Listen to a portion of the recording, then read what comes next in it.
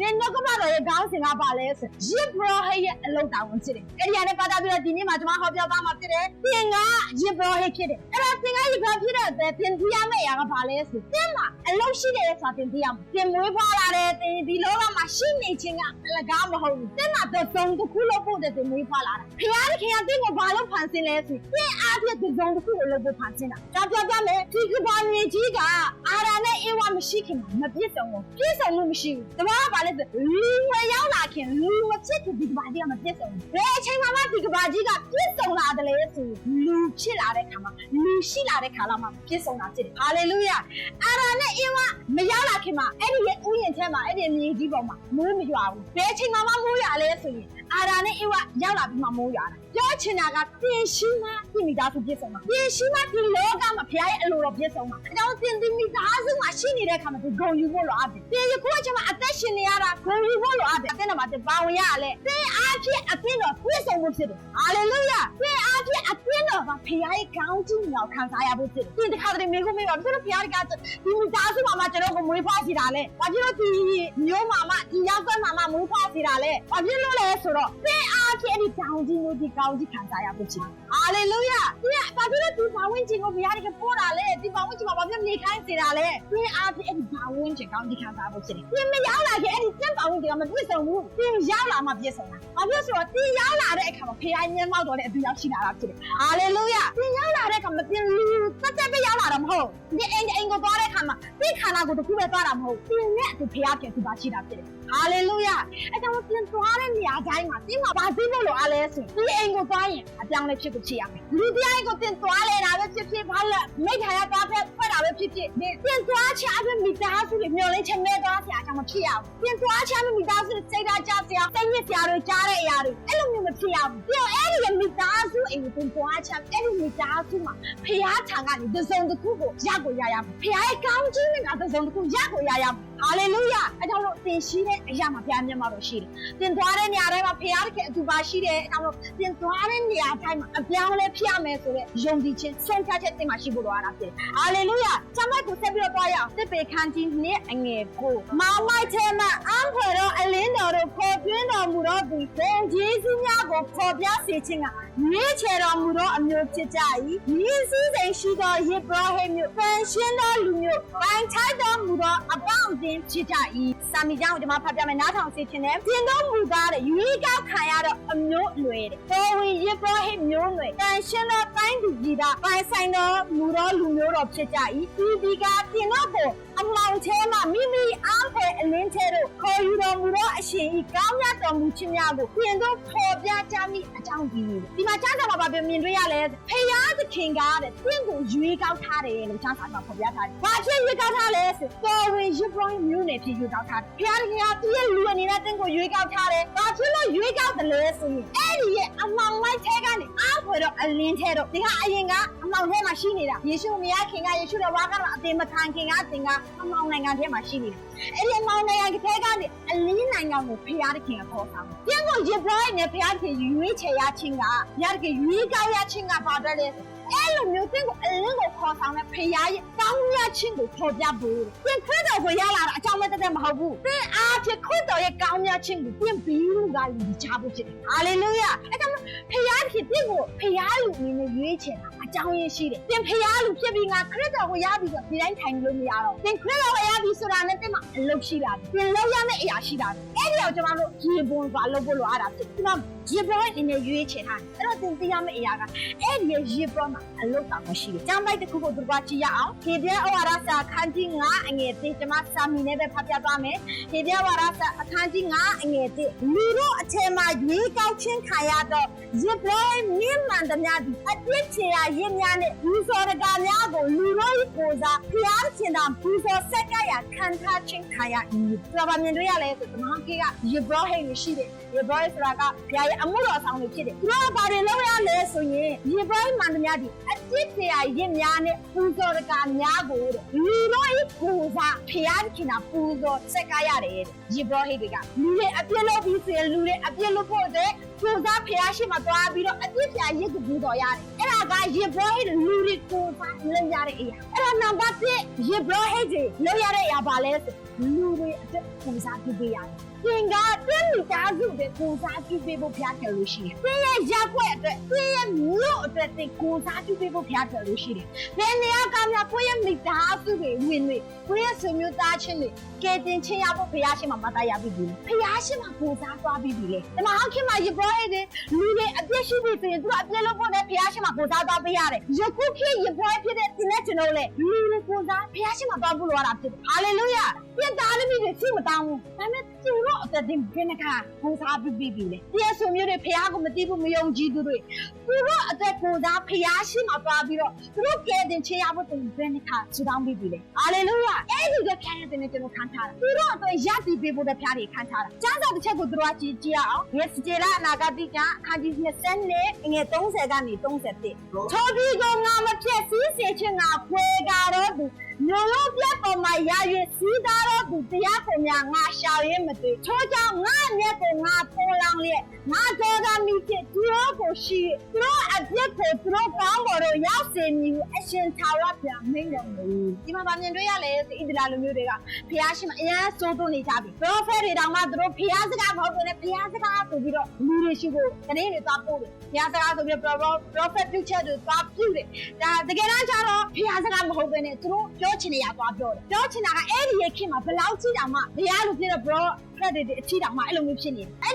ဒီရဲ့ခင်မှာဒီလိုမျိုးအပြစ်တွေဒူးဆိုင်တွေလုပ်တယ်ဖျားကိုစမ်းချင်တယ်ဖျားကိုနောက်ကိုမလိုက်ဘူးဖျားစကားနားမထောင်ဘူးအဲ့ဒီအချိန်မှာဖျားတခင်ကဘာပြောလဲဆိုအဲ့ဒီရဲ့မျိုးတိုင်းမျိုးကဖြည့်စည်းတော့မှဖျားတခင်ကဘာပြောဆိုတော့ DCI နဲ့ပြည့်လို့ဒီမှာကျွန်တော်ပါစင်ချင်ရလဲဆို DCI နဲ့ပြည့်နေတဲ့နေရာမှာဖျားကန်လုံးဝမလို့ပြည့်အိမ်မှာဖျားတခင်ကိုကျင်းဝတ်စေခြင်းနဲ့ဖျားတခင်ကိုနေရာယူစေခြင်းနဲ့ဆိုပြည့်အိမ်ကဒူးဆက်ကိုတင်ဖယ်ရမယ်ပြည့်အိမ်မှာဒူးဆက်ရှိဖျားကန်နေရာယူလို့မရအဲ့ဒါဘာဖြစ်လို့တင်ပြင်းမောက်တော်တွေနေရာပေးလေဟုံးဆက်တွေလက်ခံလေအဲ့ဒီဒူးဆက်ကိုဖေရှားစေခြင်းလို့ဖြစ်မာနနေရာယူတဲ့အရာကိုမရှိစေခြင်းလို့ဖြစ်တယ်အဲ့ဒါကိုဟုံးဆက်လုပ်တဲ့အခါမှာသိဂုံယူပါတဲ့လို့တင်ပြအကောင်းတဲ့အလုပ်ကိုလုပ်နေတယ်ဆိုတာသိကိုသူကြည့်တာဘာဖြစ်လို့ဆိုတော့ဒီဟုံးဆက်လက်ခံနေတဲ့မျက်မှောက်တော်နေရာပေးတဲ့အခါဒီနေရာမှာမာနရဲ့လုံဆောင်မှုတွေနေရာယူလို့ရမယ်လို့ပြင်ချင်တာမရတော့ဘူးဘာဖြစ်လို့လဲဖျားရဲ့တန်ရှင်းတဲ့မျက်မှောက်တော်ကဒီမှာနေရာယူလို့မတန်ရှင်းတဲ့နေရာကနေရာလာလူရုံနဲ့မရတော့အဲ့ကြောင့်လို့ဒီနေ့ကျွန်တော်အသက်တာထဲမှာမိသားစုထဲမှာမြင်မတော့များများနေရာပေးဖို့လိုရတာဖြစ်တယ်ဒီမှာဒီဆရာရဲ့ပြည့်နေတဲ့အခါမှာဘုရားတကယ်ကောင်းကြီးဖို့မစင်စားဘူးဖြည့်ဆည်းဖို့စင်စားဒီစားရှိတဲ့အရာမှာဘုရားကောင်းကြီးမှာမလားအဲ့တော့သင်မိသားစုသ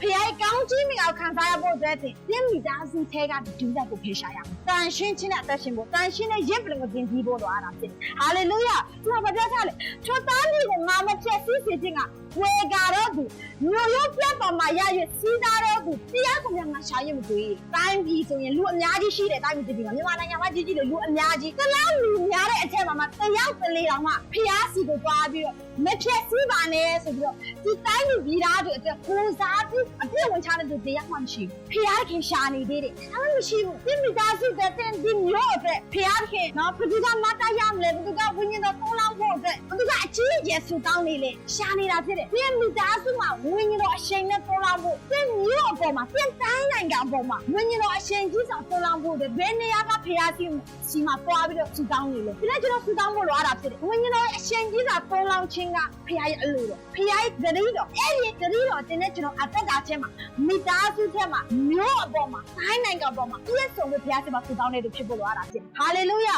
ာဒီမှာရှာလို့မသိဘူးအဲ့ဒါနောက်ဘာပြောလဲဆိုချိုးကြောင့်ငါအမျက်ကိုငါသုံးလောင်းနေတယ်ဖျားရှိမှာမတရဲ့မဲ့သူမရှိဘူးစိဖျားကသူ့အမျက်တော်ကိုသူသုံးလောင်းသူ့အမျက်တော်ကိုတဲ့ရောက်စေမှာအဲ့ဒီအပေါ်မှာအဲ့ကြောင့်မိသားစုတွေမတရဖို့လိုရတာဖြစ်တယ်ဟာလေလုယာဆက်ပြပါပြောထားလဲဆိုငါတော်ရမီးဖြစ်သူတို့ကိုရှိုးရသူတို့အပြစ်ကိုသူတို့ကောင်းတော်တို့ရောက်စေပြီးအရှင်ချာတော့ပြောင်းမင်းတော်ငါအမျက်တော်ငါသုံးလောင်းပြီးသူတို့အပေါ်မှာမီးကိုသုံးလောင်းသဘောစုပြပါလေအပြစ်ပေးမှာသူတို့ဒဏ်ပေးမှာဒီကနေ့ကျတော့အဲ့ဒီကိုစားပြုတယ်ရပြီမဲ့သူရှိရင်တော့ဘုရားကအဲ့လိုလုပ်မှာမဟုတ်အပြစ်ပေးမယ်လို့ဖျားကိုယ်ဒီနှုတ်ကနေပြောတာဖြစ်ဒီမှာဗာမြင်တွေ့ရလဲဆိုဖျားကကောင်းကြီးတဲ့ပေးတယ်လို့အပြစ်အခါကိုစီနဲ့ဖျားလည်းဖြစ်တယ်အဲကြောင့်သင်သိရမယ့်အရာကဖျားတခင်ငါ့ကိုကောင်းကြီးပဲပေးမှာပဲမကောင်းတဲ့အရာလုပ်နေတဲ့အရာပဲ အပြည့်အကျိုးမပေးပါဘူးလို့သူထင်ပါတယ်အပြည့်လုံးတဲ့အခက်အရာအတွက်လည်းဘုရားသခင်ကစပေးတဲ့အရာရှိတာဖြစ်တယ်အဲကြောင့်ဒီနေ့ကျွန်တော်ကဒုစရိုက်ကိုရှောင်နေသူဖြစ်ဖို့လိုရတာဖြစ်တယ်ဟာလေလုယာဒုစရိုက်ကိုမလုံးမိဖို့တည်ထားရမယ်ဒုစရိုက်လမ်းကိုရှောင်လဲတဲ့သူဖြစ်ဖို့လိုရတာဖြစ်တယ်ဟာလေလုယာနံပါတ်1ကပါလဲဆိုရင်ဖေလူတွေအတွက်ကိုစားပြုပေးရယေဘရဟိတ်ကသင်ကလူတွေအတွက်ကိုစားပြုပေးဖို့ဘုရားတရားခေါ်ထားတာဖြစ်တယ်ဘေးကလူတွေအမှုတော်ဆောင်တွေပဲသင်အတွက်ကိုစားပြုရတာမဟုတ်ဘူးသင်ကိုယ်တိုင်ကတင်မိသားစုတွေတင်ဘေးကလူတွေအတွက်နောက်တငယ်ချင်းတွေအတွက်အတိမိတ်ဆွေတွေအတွက်ကိုစားပြုပေးဖို့တဲ့ဘုရားဒီကိုခေါ်ထားတာဖြစ်ဒီနေ့ကစပြီးတော့ဘုရားခေါ်ခြင်းတိုင်းကျွန်တော်တို့လုံဆောင်ရဟာလေလုယာဒီကိုဘုရားခေါ်တဲ့အတိုင်းကိုစားပြီးဆုတောင်းပေးပါလူတွေအတွက်ခေါင်းဆောင်တွေအတွက်ဆုတောင်းပေးပါမိသားစုတွေဆုတောင်းပေးပါအတိမိတ်ဆွေတွေအတွက်ဆုတောင်းပေးပါအဲ့ဒါကပြီးကိုဘုရားတင်ခေါ်ထားတဲ့ခေါ်ခြင်းပြီးကိုဘုရားခင်ပေးတဲ့အလောက်တောင်းဝန်ဖြစ်တဲ့အဲ့ဒီအောင်ကျွန်တော်တို့တောင်းချင်ပေါ်တော့ဆောင်ရအောင်ဆိုပြီးဒီမှာပြပြချင်းနဲ့နံပါတ်1အချက်အနေနဲ့ယေဘရဟိတ်တွေအလောက်ကဘာလဲဆိုသူတို့ကတဲ့ကိုယ်တိုင်တန်ရှင်းခြင်းနဲ့အသက်ရှင်ပြီးတော့တခြားသူတွေကိုလည်းတန်ရှင်းဖို့တင်ပေးတယ်ကိုယ်တိုင်လည်းတန်ရှင်းတယ်ဒီလူကိုလည်းတင်တန်ရှင်းခြင်းနဲ့အသက်ရှင်ရမယ်ဆိုပြီးအိုင်ကွန်နဲ့သူဖြစ်တယ်အဲ့လိုလူနေတဲ့တင်နဲ့ကျွန်တော်ဖျားတွေခံထားစစာတစ်ချက်တွေသူတို့ကကြည့်ရအောင်ဝတ်ပြတာကျမ်းအခန်းကြီး30အငယ်8ကနေ7တွင်သူကဖတ်ရအောင်ထာဝရဘုရားကတင်နဲ့တင်ဤသားတို့ဒီဒေဘေးနဲ့ကင်းလို့ခြင်းက၎င်းတန်ရှင်းတဲ့အရာမတန်ရှင်းတဲ့အရာစင်ကြယ်တော့အရာမစင်ကြယ်တော့အရာတို့ကိုပိုင်းခြားတတ်ခြင်းက၎င်းထာဝရဘုရားဒီမောရှေအားဖြင့်မှာထားတဲ့များတော့ပညာတော်တို့ကိုဒီဒီလာအမျိုးသား၌တွင်တင်တတ်ခြင်းက၎င်းလက်သာစည်းဝေးရာတဲတော်တို့ဝင်တော့အခါစပြည့်ရဲ့အစရှိတော့ရည်မျိုးကိုမတောင်းနဲ့မြင်တော့အမျိုးအစဉ်ဆက်စောင်းရတော့ပညာဖြစ်တည်းကိုမိန်တော်မူ၏ဒီမှာအာယုန်နဲ့သူရတာတဲ့ယေဘရမျိုးနေဖြစ်တယ်ညာတွေကသူတို့ကိုယေဘရအနေနဲ့ခံထားတယ်အဲ့တော့ဖျားလူဖြစ်တဲ့မောရှေအားဖြင့်ဘုရားခင်ကအဲ့ဒီအာယုံမျိုးတွေကိုဘာပြောခိုင်းလဲဆိုတန်ရှင်းဖို့ပြောခိုင်းတယ်ဒုစရိုက်မလုပ်ဖို့မတန်ရှင်းတဲ့အရာတွေရည်မျိုးတွေမတောက်ဖို့အတွက်ပြောထားတယ်တန်ရှင်းချင်းရှိဖို့တင်ပေးတယ်သူတို့ကိုယ်တိုင်ကိုအဲ့ဒီယေဘရမျိုးဖြစ်တဲ့အာယုံမျိုးတွေကိုတင်ပေးအောင်မကားပဲအောက်မှာဘာပြောထားလဲဆိုကြီးဒီလာတာတို့နဲ့ပုံစံသားချင်းကလည်းကောင်းသူတို့ကိုယ်တိုင်ကပဲတန်ရှင်းဖို့မဟုတ်ဘူးကြီးဒီလာလူမျိုးတွေကိုပြန်တင်ခိုင်းတယ်အာယုံမျိုးနဲ့ယေဘရမျိုးအဲ့တော့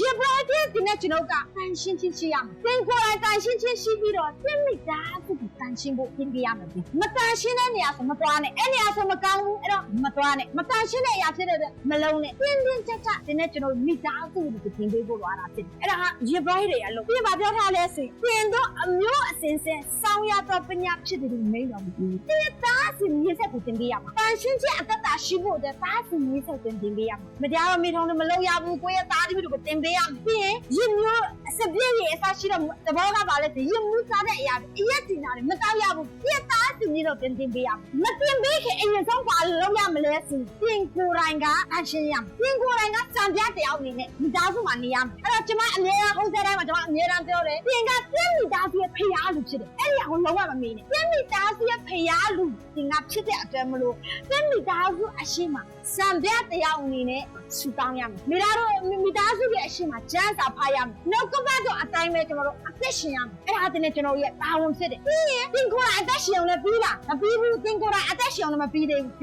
ီလူတွေတင်ပေးရဣသရေလလူမျိုးအခုသင်ခိုင်းတဲ့မောရှေကအာရုံကိုသင်တို့ကိုယ်တိုင်လည်းအသက်ရှင်ခြင်းအသက်ရှင်ပြီးဣသရေလလူမျိုးကိုလည်းသင်ပြီးနံပါတ်3ချက်ကနေကပါလဲတားစင်မြေဆက်ကိုသင်နဲ့ကျွန်တော်ရဲ့တားစင်မြေဆက်ဟာတန်ရှင်းတဲ့လူတွေဖြစ်ရမယ်ဆိုပြီးဝန်ခံဖို့လိုတာဖြစ်တယ်သင်နဲ့သင်ရဲ့တားစင်မြေဆက်ကဖျားလူတွေဖြစ်ရမယ်သင်နဲ့သင်ရဲ့တားစင်မြေဆက်ကအသက်ရှင်တဲ့ဖျားဆိုတာကိုယ်ပေါ်တဲ့သူဖြစ်ရမယ်ဆိုတာသင်မှာယုံကြည်ခြင်းရှိဖို့လိုတယ်အဲ့ဒီဝန်ခံခြင်းအဲ့ဒီဆက်ကချင်းသင်နဲ့ကျွန်တော်မှာအစာပြုဖို့လိုတာဖြစ်တယ်ဘိုးဘေးတွေမှာတော့သင်ကိုသင်ပေးမဲ့သူမရှိတာဖြစ်ကောင်းဖြစ်လိမ့်မယ်နော်ဒါပေမဲ့သင်ကနေအစာပြုလို့ရသေးတာဖြစ်တယ်ငါရဲ့ဘယ်ကောင်မှမရှိလို့ငါသက်စုကောင်းပေးမဲ့သူမရှိလို့အားငယ်နေမဲ့အချိန်မဟုတ်ဘူးသင်အားဒီအစာပြုရမယ်ကျွန်မရဲ့မိသားစုကျွန်မရဲ့မျိုးနဲ့အချင်းမှာဖျားကြီးမစာတုံးတဲ့အမှုတော်ကမရှိသေးဘူးဒါပေမဲ့တိတ်တိတ်ကျဖျားတုံးတဲ့ဒီကဘာကြော်တဲ့သူမရှိသေးဘူးဒါပေမဲ့ဘယ်သူစီမှာစာဖြစ်မလဲဆိုကျွန်မစီမှာစာဖြစ်မှာဆိုဟာလေလုယာကျွန်မမျိုးဆက်ကလည်းစာဖြစ်မယ်ဘိုးဘွားထဲမှာတော့မရှိဘူးဒါပေမဲ့ကျွန်မကစာဖြစ်လို့ရတယ်ဒီကဘိုးဘေးထဲမှာတော့မရှိဘူးသင်ကနေစာဖြစ်လို့ရတာဖြစ်ဟာလေလုယာအဲ့တော့သင်ကနေစာဖြစ်ပါသင်လည်းဖြစ်မယ်သင်သားလည်းဖြစ်မယ်သင်သားစင်မြေဆက်ဖြစ်မယ်ဒါပေမဲ့အဲ့လောက်နဲ့မလုံလောက်သေးဘူးသင်ရဲ့သွေးသားထဲကနေစီးစင်းတဲ့သားစင်မြေဆက်ပါမဟုတ်ဘဲနဲ့ဝိညာဉ်သားသမီးကိုလည်းမျိုးချုပ်ဖို့လိုရတာဖြစ်ဟာလေလုယာဒီမှာဣသရေလလူမျိုးတွေကအာယုံရဲ့သူ့ရဲ့ အသွေးသားတွေကစီးစီးနဲ့တားစီမြင်းစက်မဟုတ်ပါဘူးပြင်းမျိုးတွေပဲဒါပေမဲ့သူတို့အတွက်ဖျားတကသင်ခိုင်းတယ်အဲ့လိုပဲတဲ့ကျွန်တော်ကနှလုံးသားကိုခြေရမယ်တားသမီးအတွက်ပဲစဉ်းစားလို့လည်းမရကြဘူးလူမျိုးတကာပဲစဉ်းစားရမယ်လူမျိုးတကာကငါသင်ပေးမယ်လူမျိုးတကာဖျားအထက်မှာမွေးရတာပေါ့ပူးဆောင်တဲ့သူကျွန်မဖြစ်မယ်ဆိုတဲ့နဲ့ကျွန်တော်ဆုံးဖြတ်ချက်ရှိဖို့လိုအားတာဖြစ်တယ်ဟာလေလုယာဆက်ပြီးတော့တန်ရှင်းခြင်းနဲ့ပတ်သက်ပြီးတော့ကျမ်းမာတစ်ချက်ကိုသူကကြည့်အောင်ဒီပေခန်းကြီးတဲ့အငယ်15ကနေ19သင်တို့ကိုခေါ်တော်မူသောသူသည်တန်ရှင်းတော်မူသည်နည်းကျမ်းစာပြမှုတများတော်၌တန်ရှင်းခြင်းရှိကြလောအကြောင်းမူကားငါသည်တန်ရှင်းတော်မူသောကြောင့်သင်တို့သည်လည်းတန်ရှင်းခြင်းရှိကြလောဟုကျမ်းစာလာသည်ဒီမှာပြောထားလဲဆိုရင်ဖျားကသင်ကိုဘာဖြစ်လို့တန်ရှင်းဖို့ပြောထားလဲဆိုရင်သင်တို့ကိုခေါ်တော်မူသောသူသည်တန်ရှင်းတော်မူသည်နည်းကျမ်းစာပြမှုတများတော်၌တန်ရှင်းခြင်းရှိတာတော့ဒီနေ့ကျွန်တော်ဘာလို့တန်ရှင်းဖို့လိုအပ်လဲဘာဖြစ်ဒုစရိုက်ကိုရှောင်ဖို့လိုအပ်လဲဖျားကိုယ်တိုင်ကတန်ရှင်းလို့လူတွေကမေးမယ်ဒီသားလေးတွေကတင့်ကိုပြောမယ်အဲ့လောက်ဒီတန်ရှင်းရအသက်ရှင်ကြမလို့ပါဘူးယေရှုတော်မှာလုပ်ပြီးခဲ့ပြီးငါတို့ကြိုက်သူအသက်ရှင်လို့ရတယ်အပြည့်လုပ်ပြီးနေတယ်အဲ့လိုမျိုးပြောချင်ပါပြောရမယ်ဆိုငါတို့ကိုခေါ်တဲ့ဖျားကိုယ်တိုင်ကတန်ရှင်းလို့ကျွန်တော်တို့ကတန်ရှင်းဟာလေလုယာသင်ကတန်ရှင်းတဲ့မျိုးနယ်ဖြစ်တဲ့အတွက်တန်ရှင်းဖို့လိုအပ်တယ်သင်ကဖျားရဲ့မျိုးနယ်ဖြစ်ရတာနဲ့မာနရဲ့တားကဲတော့အသက်ရှင်လို့မရဘူးဖျားရဲ့သားသမီးကဖျားတားကဲတော့အသက်ရှင်ရဟာလေလုယာအဲ့ဒါတော့ဖျားတားကဲတော့အသက်ရှင်မှုဒီနေ့ကစပြီးတော့ကျွန်တော်ပြင်ဆင်ဖို့လိုအပ်တာဖြစ်တယ်ပြီးအဆောက်အမှာပါပြောထားလဲဆိုရင်အကြောင်းမကငါဒီတန်ရှင်းတော်မူတော့ကြောင့်သင်တို့ဒီပဲတန်ရှင်းခြင်းရှိကြလောက်ကျမ်းစာလာတယ်ဒီဖျားတင်တန်ရှင်းတဲ့ကြောင့်မလို့ကျွန်တော်တို့ကတန်ရှင်းရတယ်အငယ်ဆက်ခေါ်မှာပါပြောထားလဲဆိုလူမျက်နှာကိုမငဲ့ခါသိန်းတော်သူတို့အကျင့်အတိုင်းစီရင်တော်မူတော့ခမဲတော်ကိုသင်တို့ဒီစူတောင်းကိုွယ်လင်အဲ့တဲ့ဖြစ်စဉ်ကာလပတ်လုံးကြောင်းရွံ့သောစိတ်နဲ့ရှင်းနေကြတော့အဲ့တဲ့ဖြစ်စဉ်ကာလပတ်လုံးပြင်ဒီလောကမှာအလားတာအဲ့ဒီအနေနဲ့လာတာဒီလောကမှာတဲ့အများအားရှိနေမှာမဟုတ်ဘူးတနေ့ကျရင်ဖျားကျွန်တော်တို့ပြန်ရမှာကျွန်တော်တို့အိမ်ကိုဖျားတဲ့အကောင်းဆုံးပြင်ဆင်ထားပေးတယ်အဲ့ဒီနေရာကိုကျွန်တော်တို့ပြန်သွားရမှာအဲ့ခါကျရင်ဖျားကသင်ချင်းကြံပြမှုတဲ့စီရင်ပေးမှာလူမျက်နှာကိုမငဲ့ကြဘူးလူမျက်နှာကိုမထောက်သင်ချင်းနဲ့အချင်းနဲ့အလျောက်စီရင်ပေးမှာအဲ့ဒါမျိုးကောင်းကင်ပြန်ရရောက်တဲ့ခါကျမှသင်ကရွေးချယ်ရမှာမဟုတ်ဘူးအခုကလေးကနေရွေးချယ်ရအခုကလေးကနေသင်ဖျားကိုကြောင်းရဖျားကိုကြောင်းရွံ့တဲ့သူကဒီဆက်ကိုမုန်းဒီမှာဖျားကိုကြောင်းရွံ့ခြင်းနဲ့အသက်ရှင်ဖို့ပြောထားတယ်အဲ့ဒီဖြစ်စဉ်ကာလပတ်လုံးကြောင်းရွံ့သောစိတ်နဲ့ချင်းနေကြတော့ဒီလောကမှာအသက်ရှင်စဉ်ကာလပတ်လုံးမှာဖျားကိုကြောင်းရွံ့သောစိတ်နဲ့အသက်ရှင်ပါဖျားကိုကြောင်းရွံ့တဲ့သူကဒီဆက်ကိုမလို့ဒီဆက်လမ်းကိုမသွားဘူးမတရားတဲ့လမ်းကိုမသွားဘူးသင်ဖျားကိုကြောင်းရွံ့တဲ့သူကသူ့ကစားကနေဖြစ်တယ်လို့စကားမပြောဘူးသူပြောချင်တဲ့စကားမပြောဘူးဖျားခင်ဘာပြောစီတယ်လို့ပြီးရင်နောက်မှဖျားကိုကြောင်းတဲ့သူကဘာဖြစ်လဲသူရဲ့အလိုဆန္ဒတဲ့ဖျားရဲ့အလိုဆန္ဒကိုဦးစားပေးတဲ့ရှင်ဖျားကိုကြောင်းနေတဲ့သူလားသင်ကဖျားကိုကြောင်းတာမကြောင်းတာကသူ့ရဲ့အသက်တာထဲမှာဖျားကိုဦးစားပေးနေလားဒါမှမဟုတ်သူ့ရဲ့အလုံငါတဲ့ဘက်ဦးစားပေးနေလားသင်မိသားစုအရေးတဲ့ဦးစားပေးနေလားသင်ချစ်ချင်တဲ့သူ့ရဲ့စိတ်ဆန္ဒတဲ့ဦးစားပေးနေလားအဲ့ဒီအကိုချစ်ချင်အဖြစ်ကျမတို့ကသင်ကဖျားကိုချစ်တဲ့သူလား sorry သင်ကဖျားကိုကြောက်တဲ့သူလားမကြောက်တဲ့သူလားဆိုတော့မြင်သေးတယ်သိနိုင်တယ်အဲ့ဒါကိုတဲ့ကျွန်တော်အသက်တာထဲမှာဖျားကိုကြောက်ရွံ့တဲ့လက္ခဏာရှိဖို့လိုအပ်တယ်ဒီနံပါတ်3ချက်အနေနဲ့ဖျားကိုကြောက်ရွံ့တဲ့သူကအလိုတော်အတိုင်းပဲအသက်ရှင်တယ်အလိုတော်လမ်းကိုပဲသွားတယ်တရားတင်ဖျားကိုကြောက်တယ်ဆိုရင်မနေ့မိုးလေးတာနဲ့အမှားလုံးပြီးမှတင်ကြောက်မှာဖျားမကြိုက်တာတင်လုံးပြီးမှတင်ကြောက်နေမှာဒီမနေ့မိုးလေးတာနဲ့ဖျားရဲ့အလိုတော်လည်းမမေးပဲနဲ့ကိုလုံးချင်တာရှောက်လို့တယ်ဆိုရင်ဒီချာနဲ့တင်ဖျားကိုမကြောက်ဘူးတင်ဖျားကိုကြောက်တယ်ဆိုရင်မနေ့မိုးလေးတာနဲ့တင်ဖျားကိုဆွတောင်းတော့ကိုယ်ဒီနေ့မှာကျွန်မကိုယ်ရဲ့လမ်းကနေလွဲပြီးတော့မသွားချင်ဘူးကိုယ်အလိုတော်မဟုတ်တဲ့အရာကျွန်မမလုပ်ချင်ဘူးကိုယ်အလိုရှိတဲ့အရာပဲလုပ်ချင်တယ်ကိုယ်လုံးစီလို့တဲ့အရာကိုပဲလုပ်ချင်တယ်ကိုယ်ပြောခိုင်းတဲ့အရာကိုပဲပြောချင်တယ်အဲကြောင့်မို့ဝိညာဉ်တော်မားစားပါအဲကြောင့်မို့ဝိညာဉ်တော်ဒီနေ့ဘာလုပ်ရမလဲကိုယ်ဖွင့်ပြပါကိုနေပြပါတင်စတောင်းနေတယ်ဒီနေ့ကစပြီးတော့တင်ဖျားကိုကြောင်းတဲ့သူတယောက်ဖြစ်ဖို့အတွက်နည်းနည်းတိုင်းမှာတင်စတောင်းပါနည်းနည်းတိုင်းမှာတင်ဘာမှမလုပ်ခင်အလိုတော်ကိုအရင်မေးပါညချိန်မှာတင်လူတွေတော်များများကမနေ့ကအသက် program ဆွဲတယ်အစီအစဉ်တွေဆွဲတယ်တင်စိတ်ဆန္ဒအတိုင်းတင်မနေ့ကနေ့အစီအစဉ်မဆွဲပါဖျားသခင်အလိုတော်တိုင်းအစီအစဉ်ဆွဲတဲ့သူဖြစ်ရအောင်ဟာလေလုယာဒါကဖျားကိုကြောင်းရွံ့တဲ့သူတွေအသက်တာထဲမှာမြင်လို့ရတဲ့လက္ခဏာ3ခုဖြစ်တယ်ဆက်ပြီးတော့ကျွန်တော်တို့ကြည့်ရအောင်ဘာပြောထားလဲဆက်ပြီးတော့ကျွန်တော်တို့နံပါတ်3အနေနဲ့နံပါတ်3ကိုကြည့်ရအောင်နံပါတ်3ရစ်ပွားဟိတ်တွေကဘာလို့ရလဲစီပညာကိုသင်ကြားပေးရတယ်သင်ကြားခံရတဲ့သူရဲ့အဆင့်မှာပဲရပ်တန်းလို့မရဘူးသင်ကြားပေးတဲ့သူအဆင့်ကိုသွားရမယ်ဘာဖြစ်လို့လဲဆိုတော့ဖျားကိုယ်တိုင်ကသင်ကိုအဲ့လိုမျိုးနဲ့ခေါ်ထားတာဖျားမခေါ်ဘဲနဲ့အဲ့လိုမျိုးဖြစ်မလားမဖြစ်ဘူးဖျားမခေါ်ဘဲနဲ့လေကျွန်မပြောလို့မရဘူးဖျားကိုယ်တိုင်ကသင်ကိုလူတွေကိုသင်ကြားတဲ့သူတရားအနေနဲ့ခေါ်ထားတာဖျား ကိုယ်တိုင်ကလူတွေကိုဥဆောင်တဲ့သူတွေနဲ့တင့်ကိုခေါ်ထားတာတင့်ကိုနောက်လိုက်အစင်းမှာပဲရှိနေစေချင်တဲ့ဖခင်မဟုတ်ဘူးနောက်လိုက်လည်းဖြစ်ရမယ်ဥဆောင်တဲ့သူတွေဖြစ်ရမယ်နှစ်မျိုးဖြစ်ရမယ်ကျမတို့အသက်တာချင်းဖခင်တခင်ကနှစ်မျိုးအနေနဲ့ခေါ်ထားတယ်နောက်လိုက်ကောင်းတရားဖြစ်ဖို့လည်းခေါ်ထားတယ်ခေါင်းဆောင်ကောင်းဖြစ်ဖို့လည်းခေါ်ထားတယ်အဲ့ဒါသင်က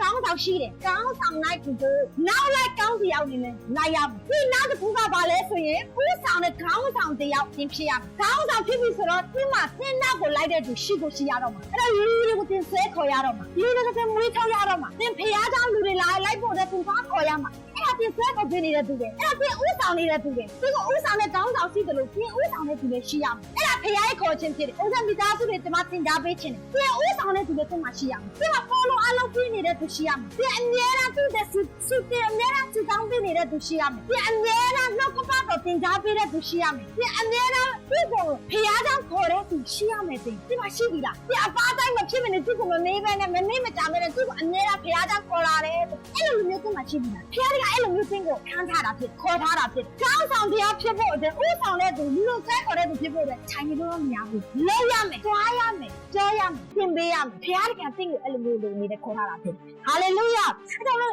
ကျမ်းစာတစ်ချက်ကိုသူကဖတ်ရအောင်မာလခိနာဂတိကျခန်းကြီးနဲ့အငယ်ခွန်မှာကျွန်တော်လည်းဖတ်ပြထားမှာဖြစ်တယ်အစံမီကျမ်းမှာကျွန်တော်ဖတ်ပြမယ်အကယ်စင်စစ်ယေဘရဟိနှုတ်ခမ်းသည်အသိပညာကိုချိန်ချိန်ထားရပြီဒီကောင်းမြတ်ဖို့ခြင်းအရှင်ခြာရပြားစေတမန်ဖြစ်သောကြောင့်ဒီနှုတ်မှာသင်ပင်ချက်ကိုလူတို့ရှာဖွေစည်းပူရမည်ဒီနှုတ်မှာဖခင်ရဲ့ပညာကိုတူထားရမယ်ဖခင်ရဲ့ပညာတဘောဖခင်နှုတ်ကပတ်တော်လူတွေကိုအသိပညာပေးတဲ့အရာကပါလဲဆိုဖခင်နှုတ်ကပတ်တော်ယေဘရဒါဖြစ်တဲ့အလုပ်ထဲမှာနှုတ်ခမ်းထဲမှာဖခင်စကားကိုအမြဲတမ်းတူထားရမယ်လူပြကိုပြစုတောင်းပေးတော့မယ်တော့ဆဲခေါ်ပဲ follow အလုပ်ပြီးဒီမှာပြောစရာစကားကအပြင်စကားပဲမဖြစ်ရဘူးဖခင်နှုတ်ကပတ်တော်ဖြစ်ရမယ်အဲ့တော့သင်ဖခင်နှုတ်ကပတ်တော်ကိုပြောဖို့ဒီမှာဖခင်နှုတ်ကပတ်တော်နဲ့ဖြစ်နေဖို့လိုအပ်တယ်အဲ့တော့နှုတ်ကပတ်တော်ကိုဖားလဲထားရမယ်ကျဲလဲကျမရမယ်ဘာအတွက်လဲသင်ကိုယ်တိုင်ကောင်းကြီးရဖို့အတွက်လည်းဖြစ်တယ်လို့ဒီလူကိုပြန်လဲဆဲခေါ်ဖို့အတွက်လည်းဖြစ်တယ်ဒီလူကိုပြန်လဲသင်ကြားပြီးဖို့အတွက်လည်းဖြစ်တယ်အဲ့တော့ဒီနေ့ကျွန်တော်ရဲ့နှုတ်မှာတဲ့ဖခင်ရဲ့ပညာကိုတိုးထားရမယ်ဒီနေ့ကစပြီးတော့တိုးထားရအောင်ဟာလေလုယာမလုံမလောက်မငါးလေးနဲ့မတိုးထားနဲ့ရှံထဲနဲ့သူတိုးထားပါဘယ်အချိန်ပဲပြောဘယ်အချိန်ပဲအင်္ဂလိပ်ဟောခိုင်းဘယ်အချိန်ပဲနှုတ်ကပတ်တော်ဟောခိုင်းအမြဲတမ်းပြောစရာရှိအောင်ခေါ်စရာရှိအမြဲတမ်းတိုးထားရအောင်ဟာလေလုယာဒီနောက်ကဘာလဲဆိုဘာဖြစ်လို့အဲ့လိုမျိုးတိုးထားရမှာလဲသင်တို့မှာဘုရားစကားကိုဘာလို့တိုးထားရမှာလဲဆိုသင်ကားတဲ့ကောင်းမြတ်ဖို့ခြင်းအရှင်ထာဝရဘုရားကြီးစီးတဲ့မှာဖြစ်တော့ကြောင်းတဘောကဘုရားရဲ့တန်တမန်ဖြစ်လို့ဒီကဘုရားရဲ့တန်တမန်လူရဲ့တန်တမန်မဟုတ်ဘူးလူတွေခိုင်းတဲ့အရာကိုလူတွေကျင့်လို့တဲ့အရာမဟုတ်ဘူးသင်ကဒီလိုလုပ်ရမယ်လူတွေကိုဆဲခေါ်ရမယ်သင်ကြားရမယ်ဥဆောင်ရမယ်ဆိုတာလူတွေပြောတဲ့စကားမဟုတ်ဘူးဘုရားကိုယ်တိုင်ပြောတာသင်ကိုသင်တရားဘုရားကိုယ်တိုင်သင်ကိုခေါင်းဆောင်တရားအနေနဲ့သူကိုယ်တိုင်နှုတ်ဝဲချတာသူကိုယ်တိုင်သူ့နှုတ်ကနေသင်ကိုပြောထားတာဖြစ်တယ်သင်ဘာပြောထားလဲဆိုရင်ထာဝရဘုရားကြီးစေတမန်ဖြစ်တော့ကြောင်းလို့သူရဲ့နှုတ်ကပုံနေချက်ကိုလူတို့ရှာဖို့ကြည့်ပြရမယ်လူတွေကလေသင်နှုတ်ကနေပြောထဲမဲ့ဘုရားကတော့လာခံယူလိုက်မယ်ဘယ်ချိန်မှလာခံယူမယ်သင်နှုတ်ကနေပြည့်တဲ့အချိန်သင်နှုတ်ခမ်းထဲမှာဘုရားစကားနဲ့ပြည့်နေတဲ့အချိန်တဲ့အထဲမှာဘုရားစကားနဲ့ပြည့်နေတဲ့အချိန်မှာလူတွေကအလိုလိုတင်းစီမှာလာပြီးဒီပြဿနာကျွန်တော်ဘယ်လိုဖြေရှင်းရမလဲဒီအရာကိုကျွန်တော်ဒီလိုမျိုးတော့ကြုံနေရတယ်ဘယ်လိုဖြေရှင်းရမလဲကျွန်တော်တို့အကြံဉာဏ်ပေးပါအောင်လာတောင်းလိုက်မယ်ဘယ်ချိန်မှလာတောင်းမယ်ဘုရားစကားနဲ့သင်မှာပြည့်နေတဲ့အချိန်အဲ့တော့သင်ကလူတွေကိုအကြံပေးဖို့တဲ့ဘုရားတွေခန်းထားတယ်သင်အကြံပေးနိုင်တယ်မပေးနိုင်တာမဟုတ်ဘူးအကြံပေးနိုင်တယ်ဒါပေမဲ့ဘာဖြစ်လူတွေအခုချိန်ပြည့်စီမလာသေးတာလဲသင်မပြည့်နေသေးတော့ဘုရားစကားနဲ့ဖြည့်ရမယ်ကျွန်တော်တို့အချင်းဘာဖြစ်လို့လူတွေကပြည့်စီမလာသေးတာလဲသင်ချက်မှာတော့ပြည့်နေပြီဆိုတာကျွန်တော်တို့မလာသေးတာလဲသင်ကမှမပြောတာသင်ချက်မှာရှိတယ်ဆိုတော့ဘယ်လိုလုပ်သိမှာလဲသင်မပြောဘဲနဲ့သင်ချက်မှာဘုရားစကားရှိတယ်ဘယ်လိုသိသင်ပြောရမယ်ဟာလေလုယာကျွန်မနှုတ်ကပတ်တော်မဟောဘဲနဲ့ကျွန်မနှုတ်ကပတ်တော်ဟောနိုင်တယ်ဆိုတာဘယ်လိုသိမှာလဲကျွန်မလူတွေကိုမဆဲခါမလဲကျွန်မလူတွေကိုဆဲခါတယ်ဘယ်လိုသိမှာလဲကျွန်မအထက်မှာဘုရားနှုတ်ကပတ်တော်ရှိတယ်ဆိုတာလူတွေသိတဲ့အခါမှာဘုရားစကားကြားတဲ့သူတွေနားထောင်တဲ့လူရှိလာတယ်နားထောင်နေရမလားကျွန်မဟောတယ်နားထောင်တဲ့လူရှိလာတယ်ဘာဖြစ်လို့လဲကျွန်မအထက်မှာဘုရားနှုတ်ကပတ်တော်နဲ့ချစ်ထားလို့နံပါတ်1ကနံပါတ်2ကဘာလဲကျွန်မဟောတဲ့အခါမှာလက်တလုံးတဲ့အခါမှာဟောနိုင်တယ်လုံးနိုင်ဆိုမြင်လို့လူတွေကြားလာနားထောင်သွားပြီးအဲ့ဒီဘုရားစကားကကြားတဲ့သူရဲ့အတ္တနဲ့တကယ်ဒီဆောက်ဆရာဖြစ်တယ်မိတ်ဆွေသင်နောက်ကနေပြောတဲ့ဘုရားစကားတခွန်းလေးကလေသင်ဘေးလူတွေကတကယ်ဒီဆောက်ဆရာဖြစ်တယ်။ဟိုနောက်ကမှလည်းဝင်ကားတယ်ရောသင်တက်တာနဲ့မှဒီဆောက်ဆရာဖြစ်တယ်မလား။ဒီဆောက်ဆရာဖြစ်တယ်။အဲ့လိုပဲသင်ဘေးကလူတွေကသင်စကားအများနားထောင်ချင်။ဒီလောကကပြည့်အတန်ကိုအများနားထောင်ချင်။ကြီးညာရအောင်သင်နဲ့ကျွန်တော်အထဲကမှရှိတဲ့ဘုရားစကားကိုပြောထုတ်ရအောင်။ဟာလေလုယာ။ဒီနေ့အစားပြသင်ဘေးရဲ့အင်္ဂါလူကိုဘုရားစကားပြောပြီးဘုံမလေးပါ။သင်နဲ့ပြောဖို့မကြောက်နဲ့။ဘာဖြစ်လို့လဲ။သူတို့ကသင်ကိုမျောနေနေတာ။မြေုံကြည့်လူတွေကသင်စကား ကြားကချက်မဲ့ဖျားစကားအများမျှော်လင့်နေတာဖြစ်ဟာလေလုယာအဲ့ကြောင့်ဒီနေ့ကစပြီးတော့ဖျားစကားကိုများများပြောရအောင်သင်ကြားပေးတဲ့သူကသင်မှုရှိရတယ်သင်မှုရှိတဲ့သူကပဲသင်ကြားပေးနိုင်နံပါတ်3ရေပေါ်တွေပါလို့ရတယ်သူတို့ကပညာသင်ကြားပေးရတယ်အဲ့တော့သင်ကြားပေးနိုင်တဲ့သူဖြစ်ဖို့တင်တဲ့ကျွန်တော်ကသင်ယူတဲ့သူခံယူတဲ့သူဖြစ်ဖို့လိုရတာဖြစ်တယ်ဟာလေလုယာနံပါတ်4ကပါလဲဆိုလူများကိုဖျားရဲ့ကောင်းကြီးမင်္ဂလာကျင်ညာပေးတယ်လူတွေကိုကောင်းကြီးမင်္ဂလာကျင်ညာပေးတယ်ကြားစာမဖတ်တော့ဘူးဘောလေအကြခန်းကြီး6ငယ်24-26မှာပြောထားလဲဆိုအဲ့ဒီရဲ့အာရုံမျိုးနဲ့ရေပေါ်ဟိတ်တွေကလူတွေကိုကောင်းကြီးပေးတဲ့စကားပဲပြောတယ်သင်တို့ကနေလူတွေကိုကောင်းကြီးပေးတဲ့စကားပြောဖို့ဖျားတွေခံထားတယ်သင်ကောင်းကြီးပေးတဲ့ခါမှာလူတွေတကယ်ကောင်းကြီးရလာမှာအမှုတော်ဆောင်တွေသင်ကိုကောင်းကြီးပေးတဲ့ခါမှာသင်ကောင်းကြီးရတယ်မလားပါစတာတွေသင်ကိုကောင်းကြီးပေးတဲ့ခါသင်ကောင်းကြီးရတယ်အဲ့လိုပဲသင်လူတွေကောင်းကြီးပေးတဲ့ခါမှာသင်တို့ကနေကောင်းကြီးပေးတဲ့လူကောင်းကြီးရတယ်အဲ့ဒါလို့သင်တို့ကလောကစကားအကျိုးမရှိတဲ့စကားတွေပြောနေတော့ဒီနေ့ကစပြီးတော့လူတွေကိုကောင်းကြီးပေးတဲ့စကားပြောပါသင်မိသားစုကိုကောင်းကြီးပေးတဲ့စကားပြောပါသင်ရဲ့တိုင်းနိုင်ငံအောင်ကောင်းကြီးပေးတဲ့စကားပြောပါဟာလေလုယာဒီနောက်တစ်ခုကနံပါတ်5ကပါလဲဆိုကိုယ်ကိုယ်ချင်းမပြည့်ရဘူးဒီတော့တရားကသင်နဲ့ကျွန်တော်အသက်တာထဲမှာကိုယ်ကိုယ်ချင်းပြည့်လို့မရဘူးမြို့ပြအကြခန်းကြီး6ငယ်7ကနေ73မြို့ပြအကြခန်းကြီး6ငယ်7-73မှာသူတို့ဘာလုပ်ရလဲဆိုအဲ့ဒီရစ်ပလင်ပေါ်မှာရှိတဲ့မီးကိုမငြိမ်းအောင်ထိန်းသိမ်းရတယ်တမအောင်ပြင်မှာဂျီဘရိုဟိတ်ကမီးမငြိမ်းအောင်အမြဲအဲ့ဒီမီးကိုလင်းနေအောင်သူတို့လုပ်ရတယ်ဂျီဘရိုဟိတ်တဘောကဘာကိုပြောချင်လာလဲဆိုဒီနေ့ကျွန်တော်အသက်တာထဲမှာမရမနာဝုကူကူကြရအဲ့ဒီရဲ့တဲတော်ထဲမှာရှိတဲ့မီးကမငြိမ်းရဘူးအားမငြိမ်းအောင်အမြဲမီးထဲရတယ်အမြဲလင်းအောင်လို့အမြဲတောင်းနေအောင်လို့တဘောကတဲ့ အသက်တာထဲမှာဖျားနဲ့အမြဲတမ်းချိန်ယူခြင်းရှိရမယ်။တဲ့အတွက်တော့ဖျားနဲ့ပတ်သက်ရင်စာငါချင်းအမြဲတမ်းရှိနေရမယ်။တဲ့အတွက်တော့ထဲမှာစုတောင်းခြင်းအမြဲတမ်းရှိနေရမယ်။လောကမှာဖတ်ရှုခြင်းအမြဲတမ်းရှိနေရမယ်။ဖျားကိုချီးမွမ်းကိုးကွယ်ခြင်းအမြဲတမ်းရှိနေရမယ်။အဲ့ဒီအရာကသင်နဲ့ကျွန်တော်ကိုဖျားနဲ့ခေါ်ထားတယ်။ခံထားတယ်ရတယ်။ဟာလေလုယာ။ဒီနေ့ကဘာလို့ကျွန်တော်ဝင်ငါတဲ့ခံပေးချင်တဲ့အစကနေပြန်ပြောပြမယ်။နံပါတ်1ကလူတို့အတွက်ပူဇော်ပြုပေးတယ်။နံပါတ်2ကဘာလဲဆိုကိုယ်တိုင်တန်ရှင်းပြီးတော့အခြားလူများကိုလည်းတန်ရှင်းပြန်လဲသင်ပေးတဲ့သူဖြစ်တယ်။နံပါတ်3ကသူများကိုသင်ကြားပေးတယ်။ပြန်နှုတ်ကပါတော့သင်ကြားပေးတယ်လူတွေကိုအကြံဉာဏ်ပေးတယ်။နံပါတ်4ကဘာလဲဆိုလူတွေကိုဖျားရဲ့ကောင်းကြီးကိုကြီးညာရတယ်။နံပါတ်5ကကိုယ်ကိုချင်းမပြတ်ဘူး။ဒီနေ့နံပါတ်5အချက်ဒီချက်ကိုဒီနေ့ကဆက်ပြီးကျွန်တော်တို့လက်ဆောင်ရအောင်။ဟာလေလုယာ။ဒီအောင်ကျွန်တော်တို့ပြင်ဆင်ရအောင်ဖျားနဲ့ကျွန်တော်ပြင်ဆင်မယ်လက်တွေ့လက်ပြင်ဆင်ရအောင်။ဒီအောင်ကိုကျွန်တော်ဝင်ငါတတိခံပေးခြင်းနဲ့အရောက်ချင်းစီတိုင်းမှာပြရှင်ထူထောင်ကြည့်ပေးပါစေ။